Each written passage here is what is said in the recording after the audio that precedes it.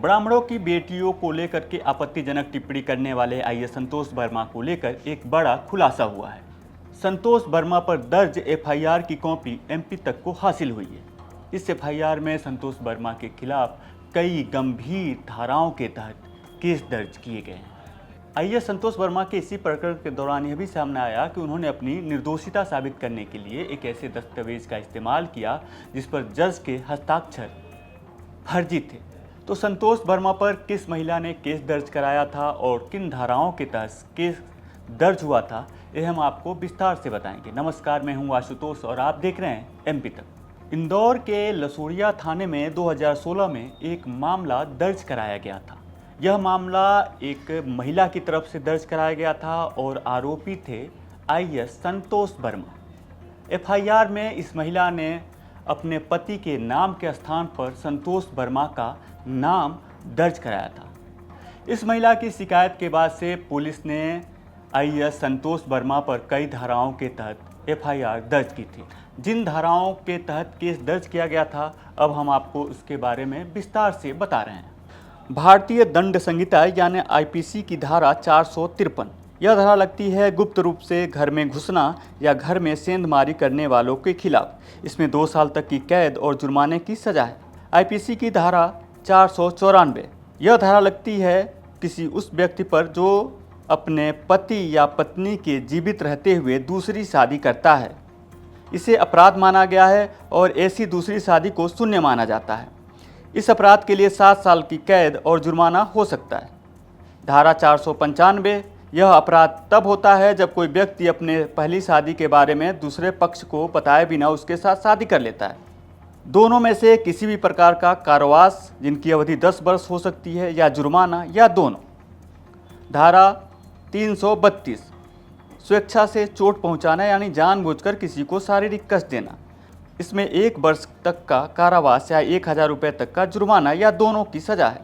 धारा 294। धारा 294 भारतीय दंड संहिता के तहत एक ऐसा कानून है जो सार्वजनिक स्थान पर अश्लील कृत्य करने या अश्लील गीत या शब्द बोलने पर दंड का प्रावधान करती है। अपराध के लिए 3 महीने तक की कैद, जुर्माना या दोनों हो सकते हैं। धारा 506। इसमें किसी को नुकसान पहुंचाने या कुछ करने या ना करने के लिए मजबूर करने की धमकी देना होता है। इसमें 2 साल तक की कैद या जुर्माना या दोनों का दंड होता है। इस एफआईआर दर्ज होने के बाद से एक और मामला सामने आया और यह कि आईएएस संतोष वर्मा ने अपनी निर्दोषिता साबित करने के लिए एक ऐसे दस्तावेज का इस्तेमाल किया जिस पर जज के हस्ताक्षर बताए गए थे, लेकिन जांच में वे दस्तावेज अवैध और संदिग्ध पाए गए। बताया जा रहा है कि संतोष वर्मा ने ये इसलिए किया ताकि उन्हें प्रमोशन मिल सके। जांच एजेंसियों ने दस्तावेज में गड़बड़ी की पुष्टि की, जिसके बाद उन्हें कानूनी प्रक्रिया का सामना करना पड़ा और जानकारी के मुताबिक संतोष वर्मा को न्यायिक हिरासत में भी रहना पड़ा था। वैसे संतोष वर्मा जिन जिन जिलों में तैनात रहे वहाँ उनके निजी जीवन से जुड़े कुछ मामलों ने काफ़ी सुर्खियाँ बटोरी।